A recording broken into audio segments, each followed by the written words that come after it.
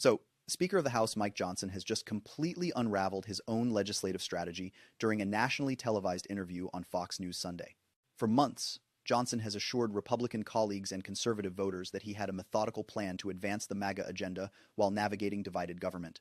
But during yesterday's interview, when pressed about specific legislation and timelines, Johnson contradicted his previous statements, revealed that key bills haven't even been drafted, and admitted that his caucus remains deeply divided on fundamental issues. The FAS Section 8 of Unity and Strategic Competence that he had carefully constructed has now completely disintegrated on national television. Let me fill you in on what's been happening. Mike Johnson ascended to the speakership in October 2023 after the chaotic removal of Kevin McCarthy and the failed candidacies of several other Republican representatives. Throughout his tenure, Johnson has presented himself as the steady, principled conservative who could unite the fractious Republican conference while effectively countering the Biden administration's agenda. For months, he's built a reputation as a strategic thinker who could balance the demands of the Freedom Caucus with the needs of more moderate members in swing districts. Whether it was his promises to pass comprehensive border security legislation, his pledge to use spending bills to extract conservative policy concessions, or his assurances about advancing Trump's Project 2025 priorities, Johnson really cemented himself as the legislative architect for implementing the MAGA vision in Congress. But here's where it gets interesting. Despite this carefully cultivated image of strategic competence, Johnson has faced mounting pressure from both flanks of his party as legislative deadlines approach and accomplishments remain elusive. The facade began to crack under questioning about specific policy details. We're now 7 months into Johnson's speakership, and the legislative achievements are remarkably thin. Government funding remains a perpetual crisis. No significant border bill has reached the floor. Promised investigations have yielded minimal results, and the House calendar shows more recess days than working sessions. Republican members are increasingly frustrated with the lack of progress on campaign promises they made to constituents. This mess is unfolding because Johnson's approach has been primarily focused on rhetoric and symbolic votes rather than the difficult work of building consensus around viable legislation that could actually become law. Johnson is supposed to be the strategic genius who could advance the MAGA agenda through congressional action.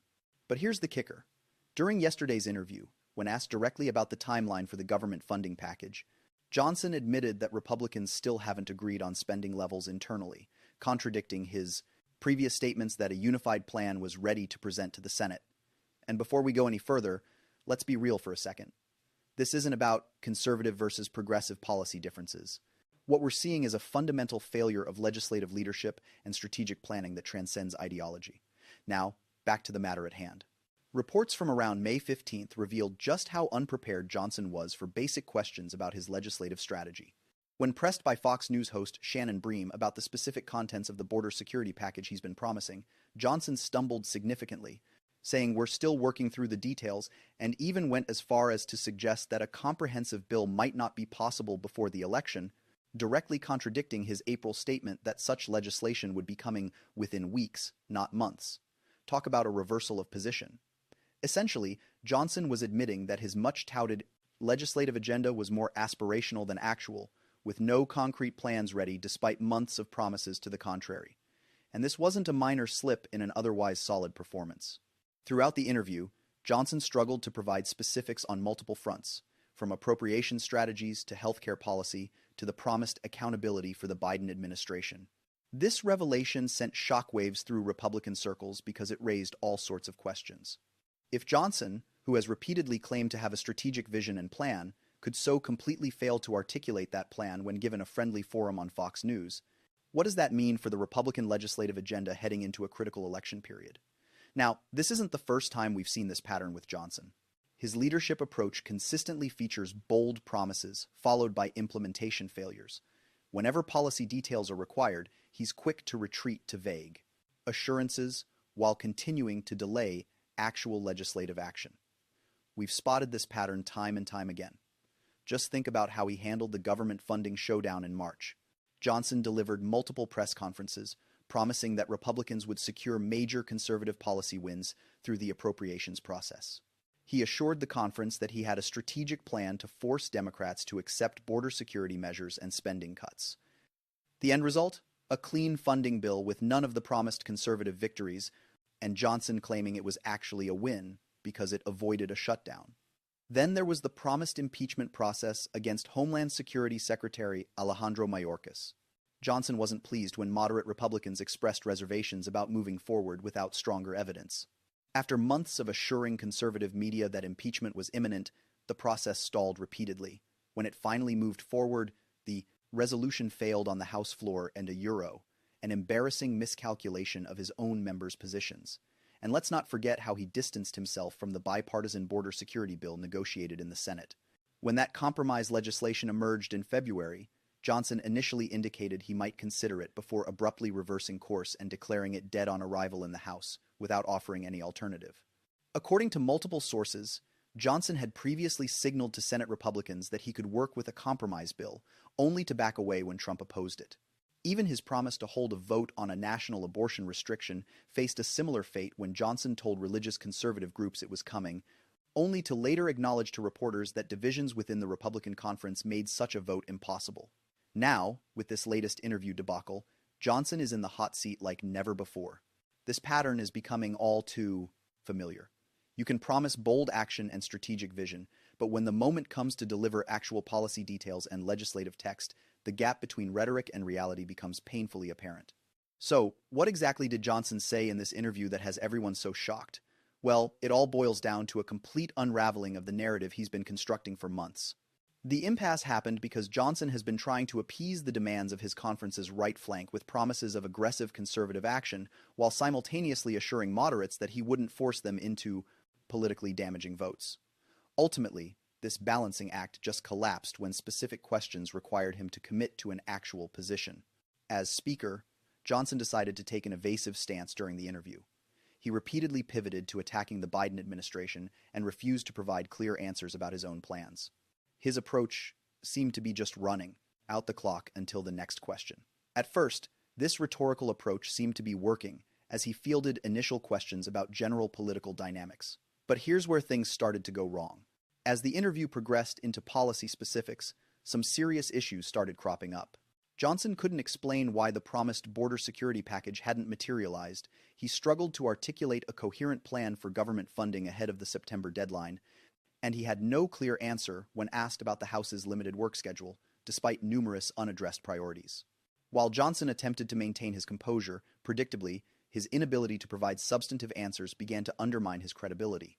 Even the host, typically sympathetic to Republican guests, appeared visibly frustrated with the lack of specific responses. This was the moment Republican strategists watching began to panic a little. You see, Johnson's primary value to the conference has been his ability to present an image of strategic competence and unified purpose. He doesn't want to be tied to a perception of disarray and ineffectiveness heading into a critical election. That's definitely not the message Republican candidates need. And then Johnson went ahead and made a comment that, according to political analysts, was a serious misstep. When pressed about the thin legislative record, Johnson started looking for someone to blame and figured he should point to the Senate filibuster and Democratic obstruction. He even suggested that Republicans needed to wait until after the election to make real progress, effectively conceding that his current agenda was primarily symbolic. But when political observers caught wind of this strategy, they absolutely recognized its flaws. In their view, admitting you can't accomplish anything until after an election is political malpractice. Voters don't reward politicians who openly admit they're just marking time. Any leader who fails to show tangible accomplishments is instantly creating vulnerability for their entire party in an election year. Now, this left Johnson in a tight spot. On one side, he really needs the support of the conservative media ecosystem to maintain his position. The right-wing commentators and MAGA influencers will drop him like a hot potato if he doesn't at least appear to be fighting for their priorities. On the flip side, he actually has to govern in a divided system, pass necessary legislation like government funding, and protect vulnerable members in swing districts. That means figuring out how to make at least some bipartisan deals while maintaining the illusion of uncompromising conservative action. The tricky part is, all of that requires some level of honesty with his own members about what's actually possible, and a willingness to disappoint some factions for the greater good of the conference. So, Johnson is caught in a bind. He can either keep trying to please the MAGA base with increasingly unrealistic promises, which means setting up his members for repeated failures and disappointments. And that only makes the frustration within the conference worse and paints Republicans as ineffective. Or he can do his actual job as Speaker, which means making difficult choices, telling hard truths to his members, and occasionally compromising with Democrats on must-pass legislation. But that'll definitely make the right flank see him as betraying the cause. It's a tough situation, and that's the mess Johnson has created for himself. He promised everything to everyone, created expectations he couldn't possibly fulfill, and now points fingers when the consequences become uncomfortable. He's not shy about blaming others when his own strategies fail to produce results. This whole scenario is causing major stress within the Republican conference.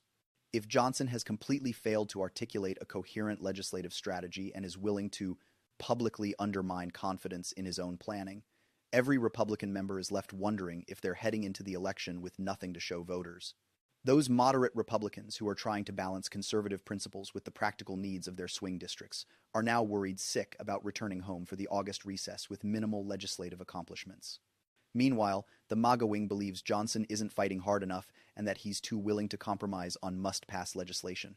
Things became even more intense when Rep. Chip Roy, one of the influential members of the Freedom Caucus, broke away from Johnson's leadership approach in comments following the interview. He had been pushing for more aggressive use of leverage points like government funding and criticized Johnson for failing to secure conservative policy wins through the appropriations process. When someone as aligned with the conservative base as Roy starts questioning your strategy, you're in a world of hurt. The institutional response wasn't long in coming either. Democratic leadership decided to take advantage of the situation.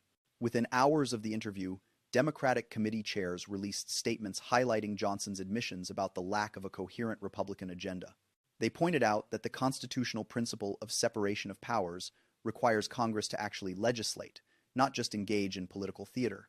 Representative Hakeem Jeffries argued that the American people deserve a Congress that works to solve real problems, not one that admits on national television it has no intention of doing so before the election. The media coverage moved pretty quickly following the interview, and political analysts recognized the significance.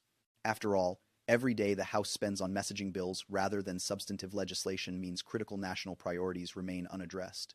And let me tell you, a response from political strategists didn't hold back. It was a major blow for Johnson's image. Republican communications experts called it a strategic disaster and an unforced error of the highest order.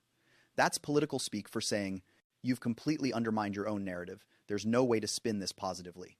You've just given Democrats a ready-made campaign ad. Johnson calling an emergency meeting with his leadership team created a real stir. It's a significant move, recognizing that damage control is urgently needed. This is a huge deal at a time when Republicans are trying to present a unified front heading into the election. Political experts are noting that we haven't seen this level of strategic incoherence from a speaker since the chaotic final days of John Boehner's tenure. Doug Heye, a veteran Republican strategist with experience in House leadership, went on CNN and made a statement that really should catch everyone's attention. He said that when your own narrative collapses on a friendly Sunday show, it suggests there wasn't much substance behind that narrative to begin with. Johnson has been selling a product he doesn't actually have. Just think about that for a moment. This wasn't a hostile interview designed to trip him up. This was Fox News providing a platform to explain the Republican agenda. And this assessment is coming from an experienced Republican operative who understands the challenges of congressional leadership. Jennifer Palmieri, a former White House communications director, mentioned that when a party leader can't articulate what they plan to do with power, voters naturally question whether they should be trusted with it. Johnson's performance raises fundamental questions about Republican readiness to govern. When political experts from both parties start tossing around terms like strategic meltdown and messaging, disaster, that's the moment to really pay attention. So let's break down what this interview could mean, because it's not just a captivating political story. It has serious consequences for how Congress functions in the upcoming election. First up is the immediate political fallout. Johnson is already facing significant backlash from within his conference due to the limited legislative accomplishments, and his credibility is taking a hit among both moderates, frustrated by the lack of progress, and hardliners disappointed by the lack of fight. Republican representatives are getting anxious about the upcoming August recess, which is definitely adding to the tension. Members will return to their districts, where voters will inevitably ask what Congress has actually accomplished under Republican leadership. And honestly, that's not the best look for them. Most folks in America have a reasonable expectation that Congress will address issues like immigration, inflation, and healthcare with actual legislation, not just talking points. Democrats are definitely planning to take advantage of this situation.